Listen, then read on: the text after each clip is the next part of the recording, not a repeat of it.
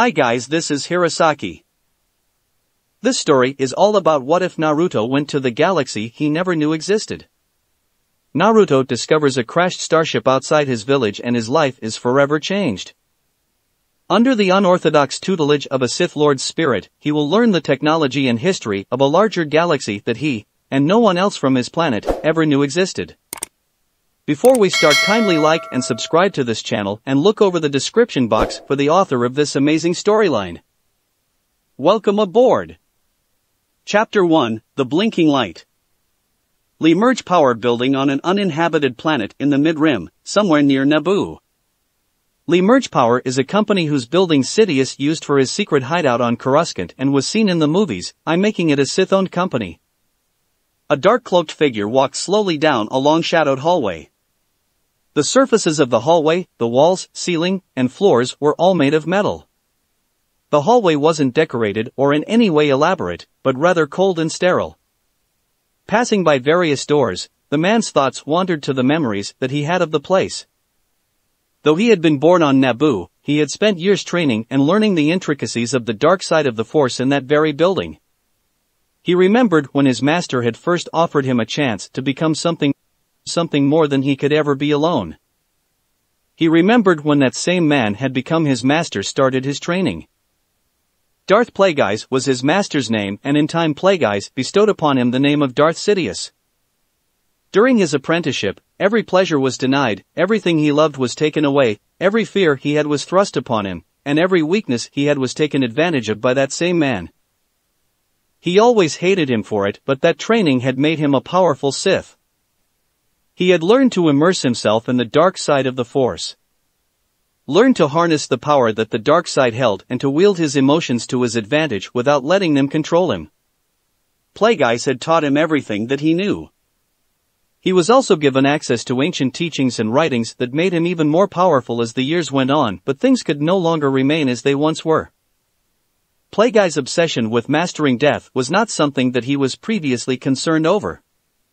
Nearly every Sith before his master had been obsessed with conquering death and extending their lives indefinitely. It was even something that he himself was concerned over, but certainly not to the same degree as his master. Plagueis' research had changed over the years when he decided that the transference of one's essence did not appeal to him. The Sith Lord had therefore sought an alternative method which led to his research into the manipulation of midi-chlorians. Midi-chlorians were intelligent life forms that lived inside the cells of all living things. In beings with sufficient numbers present in each of their cells, they allowed for the detection and manipulation of the Force. Plagueis was originally experimenting with the manipulation of midi-chlorians, through Sith alchemy, in order to promote spontaneous cell growth. This could be used to prevent the cells in a being's body from deteriorating with age and even produce new cells which would extend a person's lifespan indefinitely. Sidious had been rather interested in these experiments as it would be preferable to extend a person's lifespan using these methods than to transfer the essence into a clone body every time the clone grew old. Despite having planned to kill his master for many years, Sidious was content to wait for Plagueis to finish the experiments. Plagueis would eventually teach him what was discovered through the research, and then he would kill his master and use the research to great effect. It was something that every master and apprentice of their Sith Order did. Eventually one would kill the other, as was standard among the adopted rule of two. The master might kill the student and find another, better student, or the student might kill the master and replace him as Sith Lord and then start training an apprentice. It was necessary to keep their line going. Only the strong should survive, and weakness was cut out as they moved toward their ultimate goal of the Sith ruling the galaxy. It was therefore obvious that Sidious noticed over the years that Plagueis had shifted focus from the primary goal of the Sith to focusing solely on his research. Sidious watched his master through hidden surveillance devices and monitored all activities. So it was easy to notice his master's complacency. Plagueis was no longer so concerned over the goals of the Sith or what Sidious was up to. Plagueis wasn't even aware that Sidious had recently taken a secret apprentice and was plotting against him. However, it wasn't until Plagueis began talking about creating new life with his research that Sidious truly became worried. Plagueis seemed determined to use his midi-chlorian manipulation technique to spontaneously create new life, specifically a child. Plagueis had theorized that a child born in that manner would have a greater midi-chlorian count, a stronger force ability, and more powerful connection to the force than any other being. It was obvious to Sidious that if Plagueis created such a child, then there would be no need for the current apprentice and therefore his life might be in danger. Sidious felt threatened at the potential of that child. He became paranoid over what his master might be planning and could no longer sit idly by and let his master finish the research. Did Plagueis know about his secret apprentice? How long had his master been planning to replace him? Was his master one step ahead of him? Had Plagueis been manipulating him into a false sense of security? All of these questions kept going through his mind, even when he tried to force them out. Thus, his prior planning would need to come to fruition much sooner than originally planned. He would kill Master Plagueis as soon as he could. That was the reason for his current visit. Soon I will take my rightful place and begin setting my plans in motion. Everything is proceeding as I have foreseen. Were the sadistic thoughts going through the cloaked man's head as he smiled and continued making his way down the hall to his master's quarters. Sidious glided soundlessly through the dark throne room that his master always used and to the adjoining personal chamber. All security measures in the facility had already been disabled. The few security droids in the building had also been deactivated. The stage was set for the final act with Plagueis and his ascension from apprentice to master. Reaching into his black robes, Sidious removed a dagger from its hidden sheath. He had chosen a simple weapon in which to kill his master. Plagueis always had a fascination with the arcane and it would be fitting for him to be killed with such a simple weapon. The dagger wasn't a vibroblade but it was a strong curved blade, adorned with a large gem at the pommel and gold inlay along the blade with a comfortable handle. Sidious had planned out every detail extensively before this moment. He knew that he might not be able to face Plagueis in real battle and remain unscathed. While Plagueis may have become complacent with the goals of the Sith, the Mune's force ability and knowledge of the dark side hadn't diminished. Plagueis would have been a difficult foe for him. Perhaps too difficult. Therefore, Sidious had decided to rely on stealth and treachery to eliminate his master. He would arrive on the planet undetected and slip into the building without letting Plagueis know he was there, which he already had.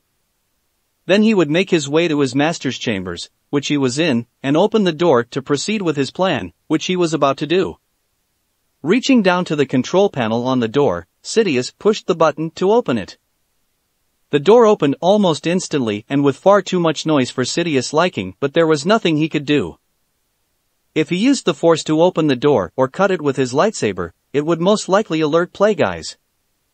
Sidious was after a victory with no fighting involved and he had to mask his force connection in order to escape detection by his master. Walking through the opening and over the threshold of the room, Sidious admired the objects and trinkets that his master had collected. Master Plagueis always did have good taste. He passed through the main room without a sound and headed for the bedroom. There was no door linking the main room to the bedroom, just an open passageway. Entering the bedroom, Sidious couldn't help but produce an evil smirk at the sight of his helpless master. Of course, he had already foreseen this moment several days ago, but he still liked the thrill of victory. His paranoia had been unfounded after all. Plagueis knew nothing of his plotting. There was nothing his master could do to escape death. Approaching the bed, Sidious eyed his master one last time and decided on exactly where to stab with the dagger. Should it be once or multiple times? Should I aim for an area that will instantly kill him or an area that will allow him to wake and see his killer? Debated Sidious gleefully as he enjoyed the power he had over his once great master in the moments before the act. He had never felt more alive. Sidious decided to aim for a fatal area with a single strike and allow Plagueis to wake and see his murderer. He also wanted to see the reaction of the gray-skinned Mune and feel the life drain from him. Sidious only hoped he could finally see fear in the eyes that had denied him everything and made him feel inadequate. Lifting the dagger up, Sidious let the emotion flow through him. He felt rage, anger, passion, fulfillment, and a sadistic triumph. His smirking face altered. The mask that he wore as Palpatine fell to reveal a hideous twisted visage. The once smooth face was far paler than it had been. The smirk became an insane smile filled with cruelty. His eyes became a sulfuric yellow filled with nothing but malice. The emotions threatened to overtake him and he yelled out in triumph as he plunged the dagger into his master's chest. Sidious quickly removed the dagger a moment later and looked at the face of his master as he backed up slightly from the bed. Plague's eyes had opened and he was trying to figure out what was happening. Sidious could see the pain that his master was in and feel the Mune's confusion but didn't speak to him, only smiled with unrestrained delight at what he had done. A very brief moment passed before Plague's eyes widened as he realized what was happening. The Mune attempted to sit up or move his body but Sidious' strike had paralyzed him from the neck down. He then attempted to speak but blood was already filling his lungs.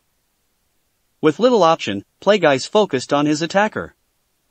The grayish-skinned master was slowly bleeding out and had little time left until he expired.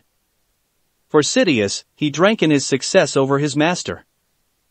He didn't get the fear that he wanted to see in his master's eyes but the anger, conflict, despair, and disbelief that he could sense in the Mune was more than worth the trade. Sidious' laughter rang out in the bedroom as he watched his master slowly expire, but Plague's wasn't dead yet. Calling upon the dark side of the Force, Plague's attempted to fight back.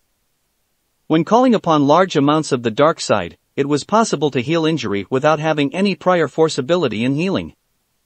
Sidious' laughter stopped when he felt his master's buildup of dark side energy. Sidious yelled, "No!" and acting quickly, striking his master again with the dagger. After the second additional strike, Sidious stopped and looked once again into his master's eyes. They weren't the same eyes that he had seen before. They were no longer the eyes of a person realizing that death was upon them and contained something akin to amusement or laughter. The smallest hint of a smile adorned the Mune's face as he slowly expired. A single sound came from Plague's as life left him and it could only be described as a HN sound. Confused with what had just happened, Sidious tried to analyze what had caused these emotions in his former master. Answers came to him when he looked at his hand that was still holding the dagger. He was gripping the dagger as hard as he could and his hand was shaking uncontrollably. He also realized that his heart was beating rapidly and his breathing was ragged. Searching his feelings, Sidious realized why Plague's had reacted like he had and sneered at the body of his dead master. He had shown his master fear. His master was paralyzed before him at his mercy and yet, at the slightest hint of Plague's fighting back, Sidious had become afraid and lashed out. Plague's had seen it, felt it, and was, in a sense, amused at the weakness of his apprentice. It was humiliating and infuriating for Sidious. He couldn't believe his own weakness. Throwing the dagger to a corner of the room, where it hit with a loud clang, Sidious let loose his anger and frustration in the form of Force lighting on his master's dead body. While the body was being burnt beyond recognition, Sidious screaming out his frustration and rage in the bedroom of his former master. It was supposed to be a moment of triumph for him, yet Plague's had turned it into a moment of humiliation that he would never be able to forget. Sidious emerged from the Emerge power building and headed towards his ship, which was on one of the landing pads connected to the main building. Before he left, he copied all of Plague's computer files onto a data card that he had with him. He also took his master's lightsaber and set one of the building reactors to overload. Sidious was confident that he already had all the Sith holocrons and texts that Plague's had, so there was nothing else to take but the information on the data card and the lightsaber as a trophy. The building itself didn't actually matter to him, but he wanted to destroy it entirely and leave no evidence behind. Darth Plagueis the Wise would be nothing more but a memory of another long-dead Sith Lord, and he would never admit to being the Sith Lord's apprentice nor having an association with him. As the pilot droid took the ship off the landing pad and it began moving away from the building, Sidious watched as the building became smaller. Emerge Power was a company that was founded and owned by the Sith after Darth Bane had started the new rule of 2 nearly a millennium ago. It was used as a cover to hide many of their various deeds in the galaxy over the centuries. This facility was rather old and no longer used by the Limerge Power Company because the planet had already been stripped mined years earlier. The existence of this facility wasn't known to anyone because it was built and operated solely by droids, and no one would look for it or even notice that it was destroyed. Looking to the pilot droid, Sidious demanded to be taken to Naboo and let the droid work out the specifics on how to get there safely by hyperspace while the ship moved out of the planet's atmosphere. He was trying and failing to reapply his Sith mask, which was a Sith technique that, with great skill and concentration by the user, allowed them to not only hide any connection to the Force but also change their appearance. As it required precise concentration, he was unable to perform the technique until he regained control of his emotions and managed to calm down. He had come to the planet expecting victory but was ultimately leaving in defeat. He hadn't foreseen this part of his master's death, he only foresaw that he would kill his master. He attempted to meditate and forget about what had just transpired, but it would take time for him to be able to reach such a state. As the shuttle exited the atmosphere of the planet and entered hyperspace, part of the Limerge building exploded on the surface of the planet. A very small explosion could actually be seen from space on the small planet and there was no one to see it, but there were however people who felt it. A rumbling that shook the entire ship was what awoke Daro Bas from his sleep. Daro was the owner of a YG-4210 light freighter which he named 4042 and was currently working as a gunrunner. He had a crew of 4 which was all that he needed to run guns for Borvo the Hutt, who controlled the local gun smuggling as well as many other nefarious things in the sector. The tremors worried him as his ship was rather old and also, they weren't flying or even in space but sitting on the surface of an uncharted, uninhabited planet. Exiting his cabin, he quickly headed for the bridge. Several scenarios went through Daro's head as he sat down in the pilot's seat. He wasn't concerned about an attack considering that he had hid the ship rather well inside a canyon, but it was possible that whatever had woken him up was just as bad. They were waiting for a shipment of guns to arrive on the planet. The shipment would be more than they could carry in their freighter, so they would hide the rest of the guns and transport what they could, then come back to transport the rest. Daro had many years of gun running under his belt and had used this particular planet for quite a while as a resting spot to hide and ferry guns. Most of the clients who bought the guns from Borvo were in the outer rim or mid-rim, so having a planet to stash the guns that was right on the border of the two was quite beneficial. Checking the ship's scanner, Daro found that the scanners detected what looked like an explosion at or near the largest of the Limerge power buildings on the planet. Daro knew about the buildings and left them alone because then no one would know he was using the planet. Most places didn't have that many security droids for being abandoned and the illegal mining operations had already ceased years prior.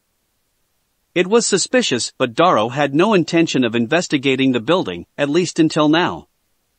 If one of those buildings had been damaged, then the security droids might all be damaged too. He discerned, and that meant that they could go scavenging before anyone from Limerge Power was able to come out and investigate. By the time someone did come, it would be too late and they could damage the area more to make it appear like nothing was missing because it had been completely destroyed. His communications officer came into the cockpit to find out what was going on and Daro told him to wake the rest of the crew. He may be cautious, but he wasn't going to let an opportunity for credits pass him by. After setting down a good distance away from the building and sending out one of his men to scout on a small speeder bike, Daro and the remaining 3 crew members waited for news. The radio crackled several minutes later as the rest of crew sat or stood in the cockpit and waited for news. PSSSST, I made it to the building. It's mostly destroyed, but the top part seems partially intact. It looks like it just fell over after the blast. I'm not picking up anything on my scanner and I don't see any security droids. Over, said the crewman. The rest of the crew broke out in smiles at what that possibly meant. It was time for scavenging. Daro radioed back, stay there, I'll bring 42 closer to the buildings. Over and out. Minutes later, 42 arrived on the scene and touched down near the building. Every crew member but the captain left the ship and started looking through the wreckage of the building. Daro stayed with his ship to monitor the sensors and if needed, start up the ship in a hurry and make a quick escape. He listened to the chatter of his men as they found different things to take back to the ship. His crew had found a small infirmary in one of the rooms and salvaged a medical droid as well as much-needed supplies. It seemed the bulleting was even outfitted with a Bacta tank, which was something that was far too expensive to even consider putting on his ship, but now they had one. 42's medical bay was rather understocked and the medical droid they had wasn't operating as well as it should be. Darrow had more than one complaint about the deficient medical bay from the crew, but now they would be set for quite a while. It wasn't until his men got to what they believed were offices that things started to get really interesting. There seemed to be a rather well-furnished apartment in the tower. Whatever artwork and furnishing that his men were finding, he was sure he could sell to someone. Although Darrow really didn't understand why a well-furnished suite would be inside what looked to be some kind of industrial plant, it was their benefit. Perhaps it's for a high-ranking official when they visit, thought Darrow, but that didn't make sense either, as this planet wasn't important enough to warrant having any officials or executives, and he was sure the plant itself hadn't been operational or producing anything for years. As the crewman scoured the suite, one of the crew named Vox made his way into what he believed was the bedroom. While looking through everything that had been thrown around by the explosion and collapse of the tower, he noticed a small opening in the wall. The explosion must have shorted the locking mechanism for the hidden alcove and just opened it part of the way. He forced the panel open and greedily looked to see what he had found. Everything in the hidden compartment had been shoved to one side, but he sifted through to find anything of value. He came across several items that looked like they could be worth something, a few old scrolls and tomes, an object shaped like a pyramid that fit in his hand, another object shaped like a cube that also fit in his hand, and several small locked boxes. The boxes looked the most interesting as they were in containers that could take a beating and he couldn't get them open. If a person hides something in a secret compartment and then locks it away in a container, it must be worth something. Unsure of what items were valuable and what weren't, he decided just to take everything. Once the crew were done scrounging through the building and debris field, Darrow flew the ship back to the meeting place for the arms shipment. They may have found some expensive items in the building, but he wasn't going to miss his shipment. If there was one thing that he learned doing business and smuggling with shady and dangerous people, it was that you don't keep them waiting or lose their shipments. 5 days later. The ship is supposed to be near the Mod-Del system. Actual whereabouts, unknown. Darrow's eyes opened as he heard the unmistakable sound of blaster fire. He got up from his bed in the captain's cabin and quickly retrieved his heavy blaster pistol that he kept on the nightstand. His grogginess was quickly gone and he moved to the side of his cabin door and smacked the panel. The door opened almost instantly. While not exposing himself, he aimed the weapon ahead of him and peered around the doorway and into the adjacent hallway. If there was blaster fire, there was no way he was going to just run out in the hallway. Moving into the archway of the door, he peered down the hallway. He couldn't see anyone. Had they been boarded? Pirates or raiders, maybe. He thought. They might be after his cargo, as it was worth a hefty sum of credits. He couldn't hear much and there were no further sounds of a firefight, so he moved out of the doorway and crept silently down the hallway. He stayed to one side so he could use the bulkheads and walls for cover. Passing by the crew cabins, he found the doors open and the beds vacant. He finally made it to the ship's lounge and peered around the corner with his blaster aimed out in front of him. What he saw shocked and puzzled him enough that he paused. He saw Vox standing in the middle of the lounge while holding another one of the crew up in the air by the neck with just one of his arms. The man he was holding was turning blue and Vox seemed to be smiling maliciously at the sight. Stepping out from the hallway, Darrow said, "Vox, what the hell are you doing?" Vox turned towards him, but the man's ordinary green eyes were replaced with a sulfuric yellow that showed nothing but madness. With a twitch of his arm, Vox snapped the man's neck and then tossed him clear across the room. The dead crewman smacked into the inner hull with a terrible-sounding thud. What the hell's going on? Darrow thought as he had just seen Vox throw another person across the room, which was an incredible show of strength that he knew Vox wasn't capable of. Vox moved at Darrow and the captain fired a shot at the man's chest. The blaster bolt hit and caused Vox to halt for a second. It was then that Darrow noticed that Vox already had several blasters burns on his chest. The deranged crewman had already been shot more than once and most were fatal wounds. Vox seemed rather unfazed by the shot. He looked down and smiled, then looked back at Doro and charged him again. Oh shit! Doro thought and fired as many shots as he could. He wasn't really concentrating on aiming as he was too terrified of the situation to think straight. The pair collided and fell to the floor. For a moment nothing happened, but then Doro shoved Vox's body off of him. He stared at the body as if it were going to come back to life. 2 of his shots had hit Vox in the head, but he wasn't going to take any chances. Keeping his blaster trained on Vox's head, he used his free arm to help pull his body towards the wall to get off the ground. He wasn't injured, but he wasn't going to take his eyes off of Vox's body. Once he was standing and steady, he debating about what to do. While looking at his presumably dead crewman, Doro finally noticed the necklace that Vox was wearing. He decided that it must have been part of what they scavenged from the planet where they got the gun several days ago. The necklace was actually glowing slightly but began to fade. Just looking at it, however, was giving him the creeps. Whatever that necklace is, it's bad news and I want it off my ship, he thought. Walking forward to Vox's body, he grabbed one of the legs and dragged the corpse to one of the escape pods. Locking the body in the pod made him feel much safer. 2 of his crewmen were already dead, but 2 were also unaccounted for, so he began search the ship for the remaining crew. He hoped they were still alive. Unfortunately, that wasn't the case. He soon found them both dead in other parts of the ship. One in the cargo bay and one near an escape pod. Doro moved their bodies into another escape pod as he really didn't have any other place to put them. The infirmary only had a single bed. Sitting down at a table in the lounge, Doro looked around the room, possibly expecting something else to jump out at him, but settled into the seat and tried to think about what to do next. He put his arms on the table and used them to rest his head on. Truly, he had no idea what to do next. His entire crew was dead and his adrenaline was just now wearing off, so the realization was just starting to hit him. What the hell happened to Vox? What was with that necklace? Are the rest of the things were taken from that destroyed building just as bad? Doro wondered.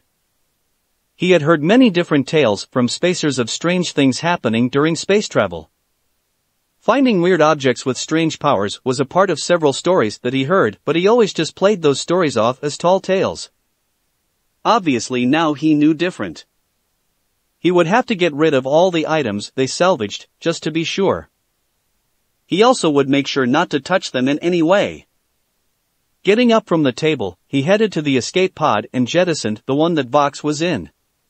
The ship was equipped with more pods than they actually needed, so it wasn't a loss. Since they were still at hyperspace, whatever the hell that necklace was would never be able to get back to real space and never plague him again.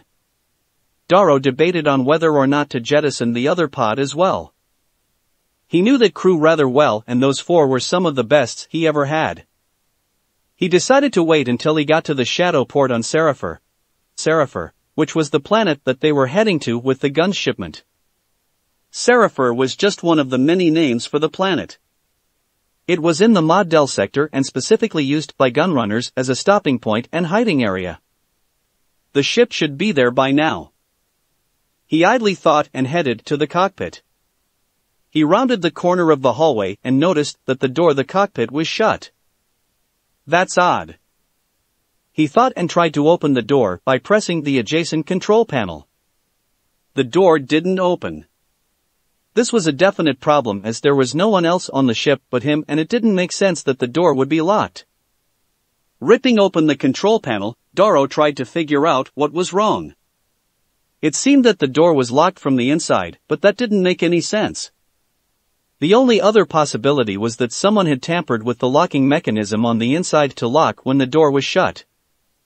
Cursing, Doro tried to everything he could to get the door to unlock, but it didn't work. Heading for the machine room, he searched for the fusion cutter. Once he had finished cutting out a portion of the door, Doro slammed his shoulder up against it and forced the portion of door he had cut to fall inwards where it slammed onto the floor. The cockpit was big enough that the door didn't hinder him from getting in. He jumped in the pilot's seat and first determined what the status of the ship was.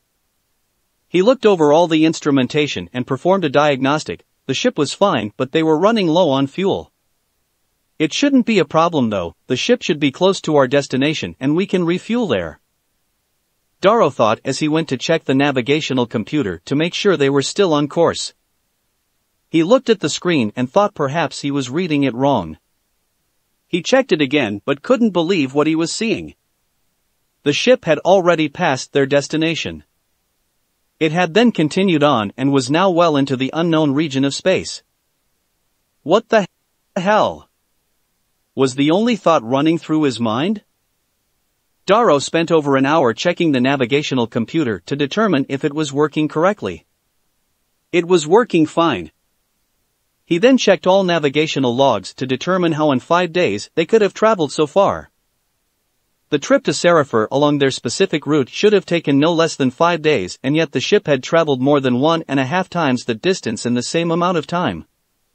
Looking through the logs, he saw numerous course corrections that he knew weren't made by him. The course that they actually traveled to Seraphir was far different than the course they usually took and the one he had plotted 5 days ago. It turned out that the new route was much faster and they actually reached Seraphir over a day ago but didn't stop. It was obvious that the culprit was Vox, especially with what happened earlier. The man had obviously been possessed by something and then altered the ship's course. Instead of stopping at their intended destination, a new course had been plotted to somewhere else, but Darrow had no idea where the ship was now going. Was it just a random course that led to nothing, or was there something at the end of that course? He didn't know which was worse. The unknown region was how it sounded. It wasn't mapped and no one really knew what was there. The main reason why no one ever went there was due to a hyperspace disturbance that spanned the border of known space and the unknown region. It made travel extremely difficult, time-consuming, and dangerous, so few ever tried. The region would be like trying to plot a course through an unknown maze. The ship would have to keep stopping and changing course, and it was difficult to say what was really out there. A ship could fly too close to something and be destroyed. It was dangerous and spacers stayed away from it. There could be entire civilizations living in secret out in that area of space or nothing at all. No one knew for sure. Staying away, however, wasn't an option as he was already traveling in it. The real problem that Darrow discovered was that he didn't have enough fuel to make it back to known space. They had enough fuel to reach Seraphir, and although they had gotten there faster, the ship only had a specific amount of fuel left and it had already passed the point of no return. The navigational system was also locked for whatever destination they were heading. The ship was jumping through hyperspace and stopping whenever it encountered an obstacle. It would then readjust coordinates and jump back into hyperspace. Basically, it was moving on a preset autopilot, and while Darrow knew a great deal about his ship, he never tried to mess with the navigational computer in such a way. He was locked out from something that Vox had most likely done and he couldn't change course. The best that he could do was shut down the hyperdrive, but that meant that he would just be stuck in uncharted space. Since the fuel was low, that meant that it was only a matter of time before the ship's power was shut down, which included life support. It was a situation that he never wanted to find himself in, nor did any spacer for that matter. The most that he could hope for was that the ship would stop at a habitable planet before jumping again and he would be able to get off the ship in one of the remaining escape pods. He didn't want to admit it, but this was the only option that he had. Darrow packed everything that he could into one of the escape pods. He didn't bother touching any more of the items they had found. He only had to wait a few hours for the ship to exit hyperspace again, and he scanned the surrounding area for a habitable planet using the sensors in the escape pod. He was lucky that there was one habitable planet in a nearby system that he could reach. Hitting the jettison button, he was launched away from his ship along with a second escape pod with his other 3 crew members in it. As the pods moved away from the ship, he looked at it one last time through the window on the pod before it re-entered hyperspace. With the ship deeper in the unknown region. The ship followed the plotted course for some time after Darrow had left the ship. It had just come out of hyperspace as it had encountered a gravity well, which turned out to be an entire solar system. It tried to make another jump to hyperspace, but the system encountered an error as it didn't have the necessary fuel or power to make another jump.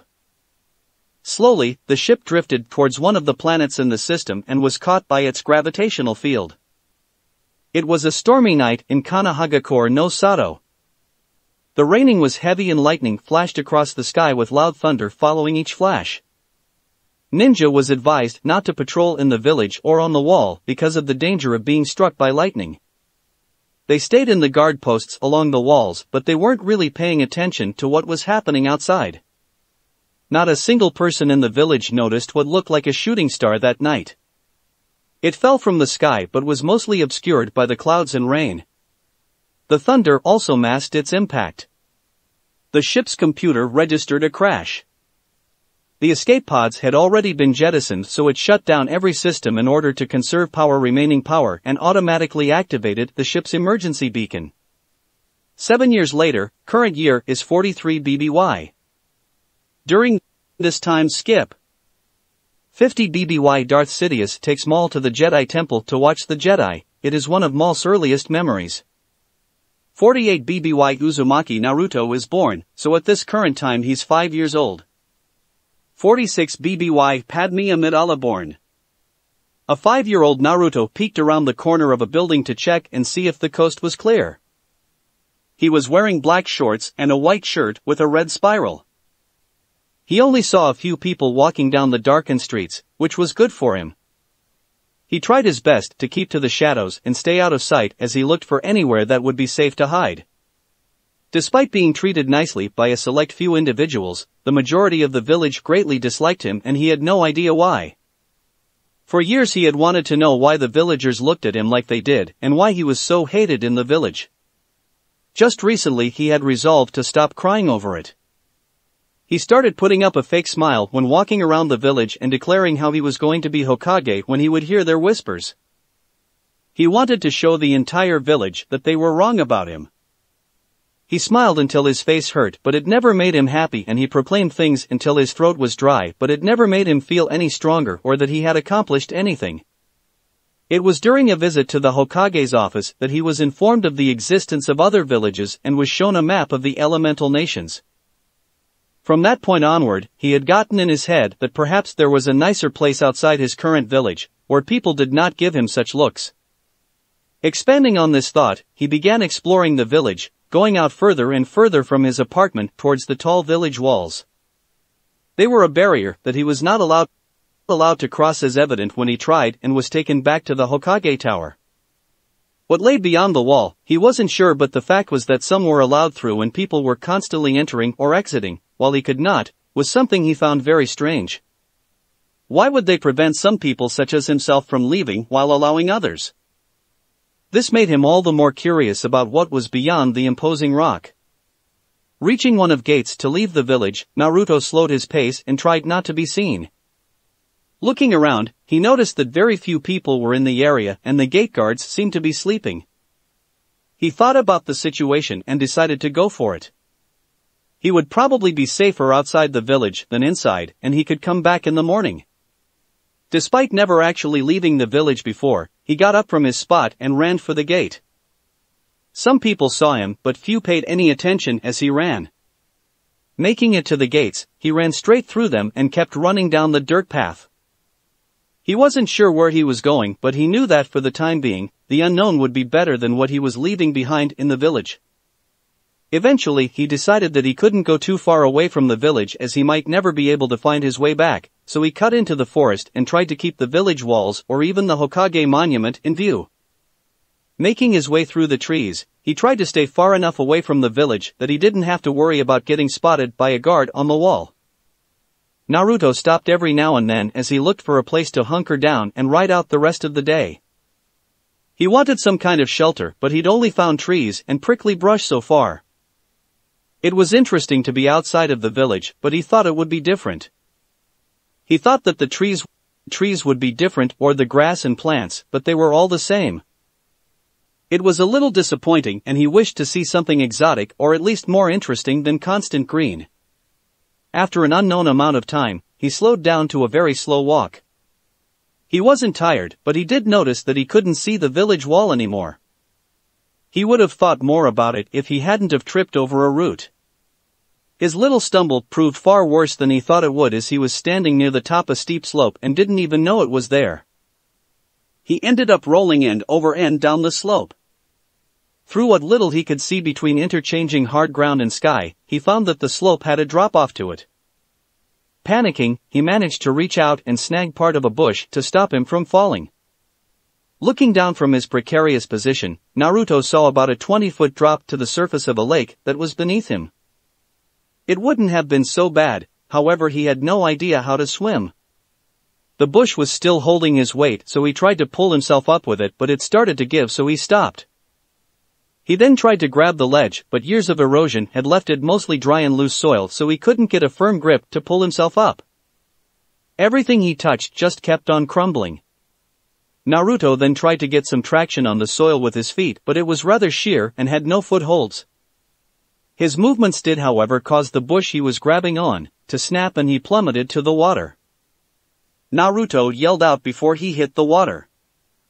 The cold water was a shock to his system, and the height of the fall caused him to sink down into the lake several feet. He had fallen in back first, but his body twisted upside down. He was about to start struggling when he saw something. He couldn't see the bottom of the lake, but in the darkness a blinking light stood out in sharp contrast. It was red and flashed intermittently. The light immediately caught and held his attention, so much so that he forgot about the situation he was in until he felt the need to breath. Taking his attention away from the light, Naruto struggled to get to the surface. He kicked and flailed his arms until he finally started showing results and moving towards the surface. He was only able to get a single ragged breath before he went back under the surface. Realizing how difficult it was to try and stay on the surface, Naruto attempted to move himself closer to the wall face. He called for help several times while struggled to stay above the surface, but no one could hear him. He expended quite a bit of energy to get to the wall, but it was worth it, as the surface at that level was rocky and had enough roughness to it for him to grab on and pull his head above the water surface. After taking many deep breaths of air, Naruto shimmied across the rock face while still in the water until he made it to the opposite side of the lake, which was mostly trees. Pulling himself onto the grassy shore, he panted and laid there for a while to catch his breath. Despite the traumatic experience, he couldn't help but think about that flashing light. He wanted to know what it was. Only one obstacle was in his path though: he needed to learn how to swim. The next day, several porcelain-masked ninja found Naruto outside of the village and brought him to the Hokage. Naruto relayed his story to the Sandaime that he wanted to see what was beyond the wall, though he left out the light, and asked if he could learn how to swim, saying that he never wanted to experience such a thing again. The Hokage was glad that the boy was alright and no angry at the gate guards. Far too young to learn chakra control and water walking, the Sandaime promised to get Naruto a teacher to learn the basics of swimming later in the week, as long as the boy promised to stay inside the village. He was glad that Naruto hadn't been too affected by the experience. Similar experiences with drowning usually left a child with a fear of water in general. Naruto was thrilled about the swimming practice, but his mind was still on the flashing light. In that moment he had no idea how much it would change the rest of his life. Chapter 2: The Ship. A few weeks after the previous chapter, Naruto managed to sneak out of the village again. It wasn't really as hard as he thought it would be. He imagined that the gate guards would ask questions or something, but the ninja sitting in the booth at the gate really didn't care. Making his way back to where the ANBU had found him, Naruto again found the lake that he had fallen into several weeks earlier. He had spent nearly all his free time since then learning to swim and practicing. He even practiced holding his breath in his tub. After initially learning how to properly swim, he then practiced diving, as he would need to dive down pretty far to determine exactly what the blinking red light was. He wasn't sure how deep the lake was, but he prepared as best as he could for this moment. Taking off his clothes, he was left in a pair of bright orange swimming trunks. Looking over the area, he found it looked very different from what he had remembered. He decided to swim over to the cliff that he had fallen off of, rather than try and jump off of it again. It took a while to get adjusted to the water as it wasn't very warm, but he managed. He had brought a glow stick with him so that he could see better when he was diving. It was currently in his pocket. Getting in position near where he had fallen off the cliff weeks previously, he tried to prepare himself for his dive and began a few breathing exercises while keeping his legs moving and himself above the surface. A few memories of his previous near-death experience went through his mind, but he tried to put them behind him. He really wanted to find out what was causing that light. There were many different lights in Konoha, but why would someone put one way out here, outside of the village, and in a lake? There were so many questions that he just couldn't get out of his head, and he believed they would never leave until he finally found the answers for himself. There was a good chance that whatever he would find was going to be a disappointment or that he would dive down and the light would be gone, but he was still determined to try. Taking 2 quick breaths in and out, he took one last breath in before he went under. His plan was to circle the area until he caught sight of the light. If he didn't see it, then he would have to start diving down randomly to find out if whatever he saw was still at the bottom of the lake. It actually didn't take long for Naruto to spot what he was after. It turned out that the light was still working perfectly and he could see it just as well as before. Naruto swam towards the blinking light, but he had some trouble judging just how far away it was. Before he had reached it, he was already out of breath and had to surface. Once reaching the surface, he took another quick few breaths and dove in again. This time, he was determined to find what was there. Diving as best as he could, he neared the light and was finally able to make out what it was. What he found confused him. It was a long piece of metal that was sticking up off of what he assumed was the lake bed. The light was affixed to the metal on a small offshoot from the main rod. He inspected it as best as he could before he needed to get back to the surface for air. Naruto floated on the surface of the water while he contemplated what he had found. It was a blinking light and it was underwater, but he didn't actually know what it was a part of and what it was doing there. The bottom of a lake seemed like such a weird place to put a light, and he questioned why was it blinking in the first place. All the lights that he knew didn't blink unless they needed to be replaced. The rod that it was affixed to seemed familiar in some way, but he really couldn't place it. Naruto took another couple of breaths before diving down in the water again. This time he would find out where the rod was coming from. Swimming farther than he had before, Naruto ignored the light and grabbed the metal rod, allowing him to pull himself deeper than he had gotten before. Reaching the bottom of the lake, he took his free hand and tried to dig into the mud, only to find that it was less than an inch thick and his hand encountered a very hard surface. Pushing the mud away, he uncovered more of the surface. The rod was attached to the surface, but Naruto was unable to gather any more information as he had to get more air. Diving back down again, he tried to determine just how far this hard surface extended and used his glow rod to help him see. At least 2 hours of diving later, Naruto discovered that the surface that the light was attached to was completely metal and was rather large. It was somewhere around 20 to 30 meters long and had various interesting features along the surface. It had a big dish, a large pronged device, and several different shapes and irregularities. One side had several cylinders attached to it, and Naruto had no idea what they did or what any of it did for that matter. He couldn't believe that he had found something so cool. Naruto had never seen so much metal in one place before, and the fact that it was all part of a single object was incredibly to him. How in the world could someone have forged it? Was a thought that kept going through his head. Other questions soon followed. What was it for? What did it do? Did it belong to the village or somebody else? What was it doing in the water? Were just some of those questions. Those questions, however, came to a halt on his final dive when he found glass at one end. There were several large pieces of glass, and Naruto could even see inside. Whatever the object was, it looked hollow. He could see several seats inside, but only darkness beyond that. He could also see a flashing red light on the inside that was the same color as the one on the metal rod. The main question that went through Naruto's mind now was, how do I get inside? Naruto made his way back to Konoha before it got dark. He hadn't told anyone about what he had found and he didn't want anyone to find out about it. It was rather difficult to keep a secret like that when he wanted to blurt it out to everyone, but he had his reasons. If it was a discovery, then it would be his, and his alone. He just had to find out what it was that he had discovered, and if it was something of importance. He really hoped that it wasn't something that everyone already knew about. Sitting down at his dining room table, he took out his pencils and some paper and tried to draw whatever it was that he had found. The drawing came out looking like a gardening spade with cylinders attached to the handle, but from what he had seen, that was somewhat accurate.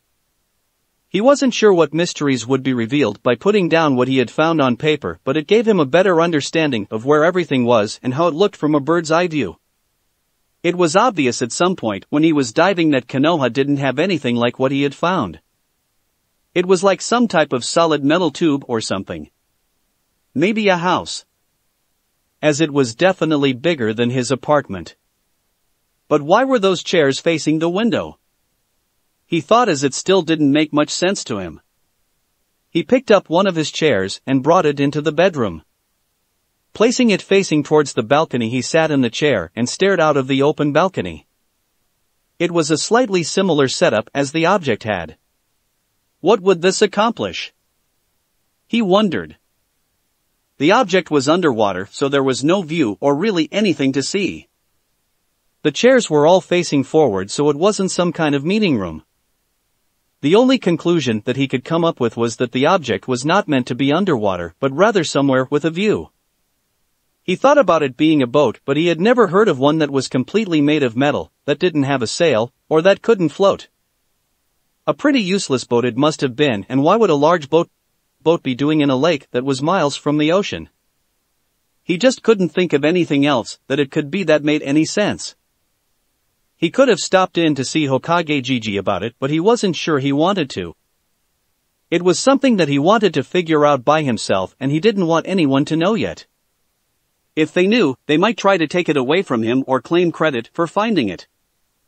It was painfully obvious that few people in the village liked him. They gave him cold glares, all the time.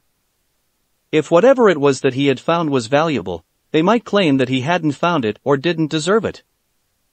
Naruto always had trouble with money because most places would charge him more than what the items were worth, but if he made a lot of money off this discovery, then he could buy whatever he wanted. In around a year, he would be joining the academy and he would need all the basic ninja supplies and academy supplies, in addition to anything else that would help him and his ninja career. He was finally getting tired, so he decided to get ready for bed. Naruto thought about everything that had happened that day as he tried to fall asleep. It's not that he wasn't tired, but his mind just kept coming up with different scenarios about the object. What it could be, what it could bring him, and how his life might change for the better because of it. The next day Naruto slept in, mostly because he had so much trouble falling asleep. The only thing that he had thought of while trying to fall asleep was that, whatever the object was, it was made for people to be inside it. Based on that thought, he came to a logical conclusion from thinking of his apartment. It must have a door for them to enter and exit. When he finally did get up, he cursed as he had nearly wasted the entire morning and he had a lot of work to do. He had to re-inspect the entire object and look for a door or some kind of opening. He didn't want to try and break the glass, because then all the water would fill into the object. However, if there was a door, then water would fill into it anyway, so he kept that as plan B. He quickly got dressed and ate his usual 3 bowls of ramen. Making his way out of the village, he headed back to the lake. Naruto had inspected most of the ship without finding what he was looking for. He didn't really know what kind of door there would be, and since he hadn't found any knobs or any evidence of a door, perhaps he had been mistaken. However, even with this doubt, he was still determined to find something and continued his search. Most transport ships of that size had several different openings that Naruto had no idea about. They had 2 docking rings on either side of the ship, an access ramp, and possibly a freight elevator or even a ceiling/top hatch. The docking rings didn't look like any opening Naruto had ever seen, so he paid them no attention and he wouldn't have been able to open them anyway. The access ramp was on the underside of the ship, along with the freight elevator, so he wouldn't have been able to even see them or gain entry through them. Naruto finished inspecting the backside of the object. He had thoroughly looked at the large cylinders to see if they had an opening, but the object was completely solid and nothing on it would give.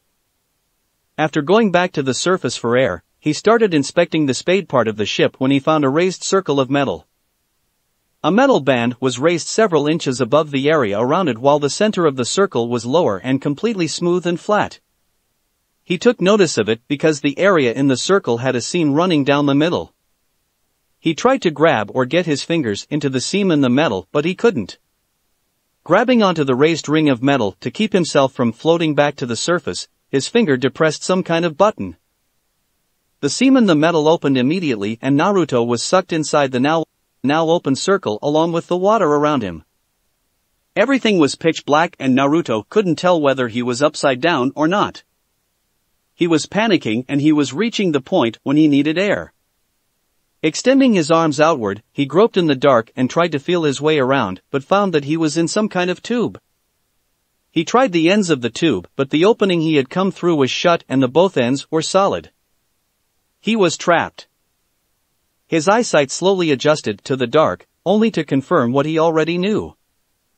The tube was only about 3 feet wide and completely filled with water. He found where he had come through and frantically looked for a switch or some kind of button to let him out and back to the surface for air.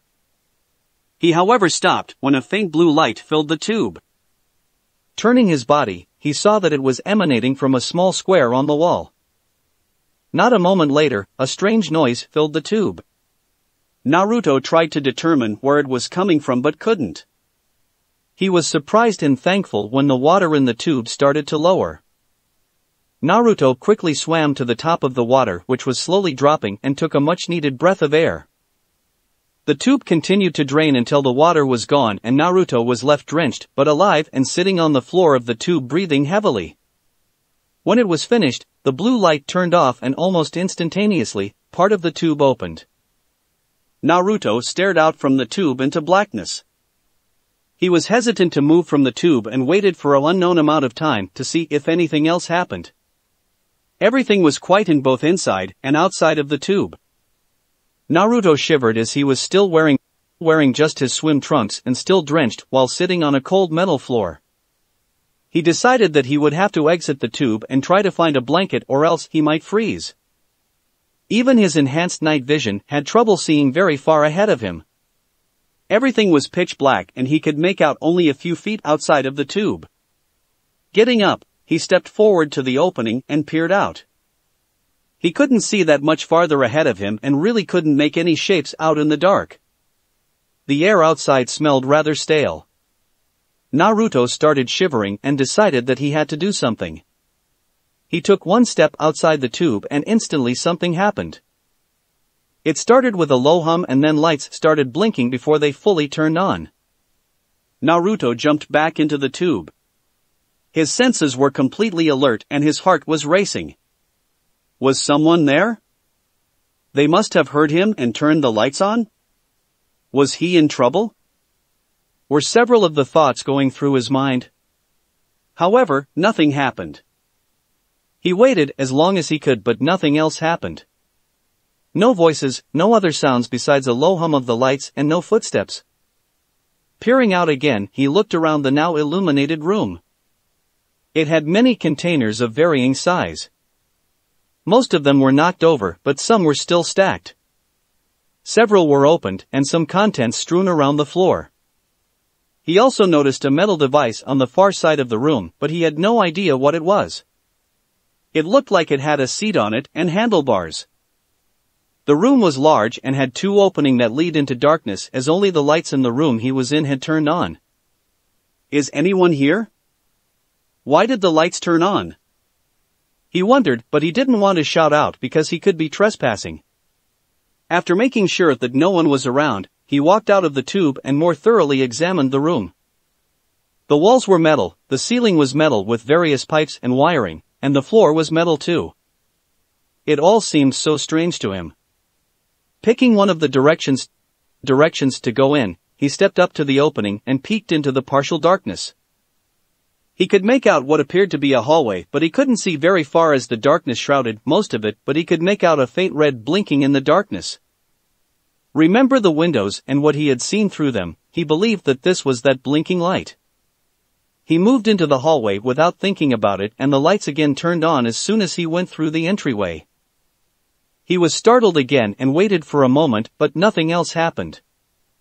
Deciding to continue, he slowly walked down the hallway and stayed to one side so that he could try and hide if needed. He also kept looking back the way that he came to make sure that he wasn't being followed. He didn't have to go far before coming across two metal doors and a ladder. One side of the hallway had a ladder and a door, while the other had just one door. He looked down and up the ladder and saw something, but he wasn't sure exactly what it looked like. It seemed to lead to a small room, but it was too dark to tell. Going beyond that, he came to another pair of rooms on either side of the hallway. The one side had seating and a large table with chairs, while the other just had some more storage.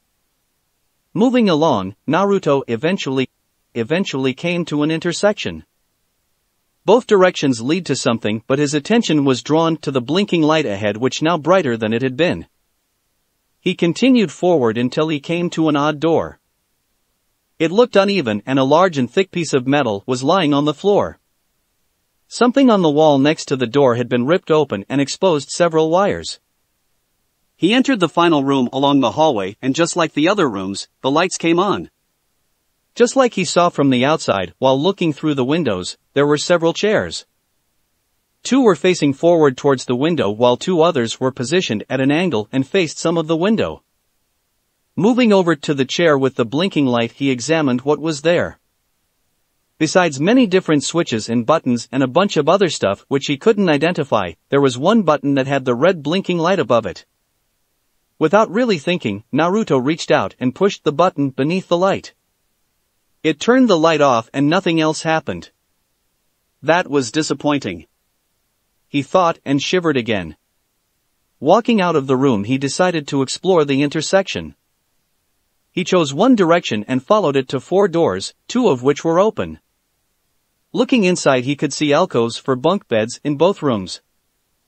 Each room apparently was for 2 people and had a desk, what he assumed were closets or lockers, and a door to possibly a bathroom. Naruto moved into the room and ignored the light turning on as he went right for the blankets on one of the beds. He wrapped himself in them and tried to regain his warmth. After what Naruto believed to be an hour, he had warmed up enough to stop shivering and find something to wear. Naruto got out of the bed and rifled through the closets. He found some socks and put them on, but the boots he found were much too big, so he put on a second pair of socks over the first pair. He borrowed a shirt and put that on and didn't bother looking for pants. The shirt was long enough that it nearly went down to his knees and almost covered up his swim trunks. Exiting that room, he went to examine the other rooms. It seemed that only 2 had ever been used, and the other 2 he went in, after figuring out how to open the doors, seemed to be used for storage. He left this area and went back to the main hallway and the intersection. Going down the hallway that he didn't take earlier, he found 2 rooms that were much larger than the others. They each had a larger desk, a sitting area, and a bed. Naruto didn't look through what was there because he wasn't sure if anyone was currently living there or not. Upon examination, one room was rather messy and it looked more empty than any of the others. The closet was empty and things were strewn about as if someone left in a hurry. Making his way back down the hallway, he went to the 2 doors and the ladder. One door turned out to lead to a bathroom, and he climbed up and down the ladder to find a chair with some handles and a screen. He really didn't know what they did, so he left them alone. Naruto went to the panel on the other door and pushed the button to open it. No sooner did it open than he saw something and Kayako, you hid along the wall of the hallway and out of sight. When nothing happened, he peered back in and saw what he did the first time, the outline of a person and a table. The person wasn't moving and looked to have their head bowed. Not taking his eyes off the person, he stuck his hand into the room and moved it around, working on the theory that the lights turned on when someone walked in. The lights hummed to life and revealed what looked like a piece of metal armor. It was gray in color and had a helmet and everything. The table was longer than it was wide, and there was a glass tube on one side of the room with many cords and cables running to it from an open panel on one of the walls. He saw several instruments and devices which he did not recognize, as well as boxes that filled up the room. Naruto calmed down as he looked closely at the armor. It had thin arms and legs, which Naruto found odd for a piece of armor, and made him wonder how a person could properly wear it with those pieces attached the way they were. It also had a strange mask with a tube coming from it. He stared at it for a while before he decided that it was too weird and he didn't want to look at it anymore. He shut the door and decided to stay away from that room and finish exploring the rest of the object. Walking down the hallway to where he first entered that tube, this time, he went in the other direction that he didn't choose. He found it slightly disappointing that it didn't go very far. The opposite end of the hallway led to a couple of storage rooms, one room that had many seats but was empty, 3 doors that wouldn't open and seemingly led out into the water, and a single large room that had several devices and reminded him of the large cylinders that he had seen while swimming around outside. He went back to the room with the table in it and sat down in one of the chairs. Thinking about everything, he came to several conclusions. The first conclusion was that no one was there. The second was that he still didn't know exactly what the object was. It seemed to be some kind of capsule-like home, but he still couldn't think of a purpose for it. The third conclusion was that it didn't appear as if anyone had been there for a while. The air smelled old, and it seemed that someone who had been there had left, possibly in a hurry. The fourth and final conclusion was that since he discovered it and whoever had owned it had possibly abandoned it, then it now belonged to him. Seeing as he believed that the object was now his, he set about looking through everything on it in detail. He started going through all the containers that he could find in the large storage room. He found several different devices which he could not identify, clothing, what looked like survival kits, many different packages with writing and labels that he couldn't read, and what he thought were medical supplies or something of that nature. He did find a few interesting things though, and put them aside in a separate pile for him to further inspect later and take with him. Naruto looked through the room farthest from the glass and chair room but only found what appeared to be tools. Passing by and ignoring the really strange room, he went to the bedrooms again. He looked at the smaller sets of rooms first. The less used rooms had some storage, but none it was very interesting. It wasn't until he got to the used bedrooms that he found the interesting stuff. An assortment of weapons were part of the contents of the closets, as well as several dirty magazines and clothing. The weapons were mostly knives, but a few had some kind of handled metal device. Naruto assumed they were weapons as they were placed in holsters that were attached to a belt. He had no idea how it worked though, but wanted to find out. Before Naruto could fatally shoot himself with one of the blasters, his gaze shifted completely as he noticed a few trinkets at the bottom of one of the closets. They were partially buried under some clothes, but a shine of metal caught his eye and he put the device he was holding down and went to look at the new objects. Removing the clothes, he found a few books, some boxes, and 2 oddly shaped objects. He ignored the books and went right to the objects. The first was a cube that had metal on the edges and the same metal design on each side with blue glass filling in the rest of each side. He thought it looked like a piece of stained glass and inspected it thoroughly. The second was a pyramid that was nowhere near as nice as the first shape, so he didn't touch it. It had 2 types of metal with different etchings and symbols carved into it. The 3 other items that he had found were metal boxes. He opened one to find that it was empty, which was rather disappointing. He tossed the box over his shoulder and went on to the next one. The second box was larger and more rectangular than the other 2, but locked so he couldn't get it open.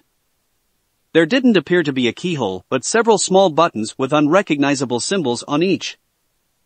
Naruto thought it could have been a type of combination lock or something, but he wasn't sure. The third box was open like the first box, but it was far from empty.